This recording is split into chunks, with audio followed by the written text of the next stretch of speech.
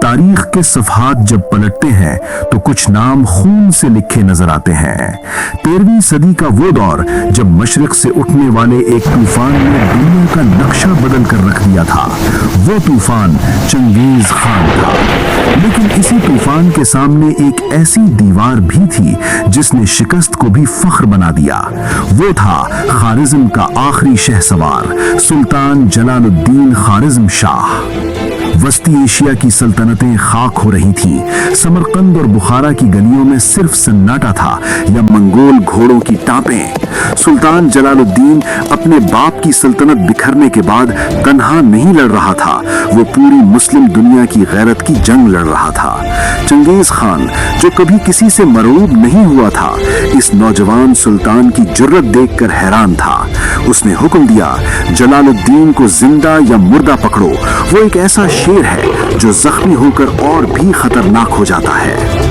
1221 عیسوی کا وہ سرد سال، مقام تھا دریائے سندھ کا کنارہ۔ ایک طرف بکھرا ہوا دریا تھا اور دوسری طرف چنگیز خان کا لاکھوں کا لشکر۔ جلال الدین کے پاس مٹھی بھر جانصار تھے مگر حوصلے ہمالیہ سے بلند۔ تلواریں جب ڈھالوں سے ٹکرائیں تو زمین لرز اٹھی۔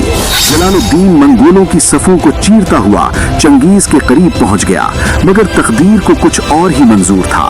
منگولوں کا گھیرا تنگ ہوتا گیا، جلال الدین کے ساتھی ایک ایک کر کے شہید ہونے لگے، مگر اس نے ہار نہیں مانی۔ جب پیچھے ہٹنے کا کوئی راستہ نہ رہا تو تاریخ نے وہ منظر دیکھا جو رہتی دنیا تک یاد رکھا جائے گا۔ جلال الدین نے اپنے تھکے ہوئے گھوڑے کو ایڑ لگائی اور بکھرے ہوئے دریائے سندھ میں بلند چٹان سے چھلانگ لگا دی۔ چنگیز خان جو دریا کے کنارے کھڑا یہ دیکھ رہا تھا، اپنے تیر اندازوں کو روک دیتا ہے۔ وہ اپنے بیٹوں کی طرف مڑتا ہے اور کہتا ہے، کاش میرا بھی ایسا بیٹا ہوتا۔ باپ کو ایسا ہی بیٹا ہونا چاہیے جو موت کے منہ سے نکل کر اپنی زندگی بچا لے۔ دریا کی لہریں جلال الدین کو دوسرے کنارے لے گئیں، جہاں سے اس نے ایک نئی جد و جہد کا آغاز کیا۔ چنگیز خان جیت کر بھی جلال الدین کی بہادری سے ہار گیا۔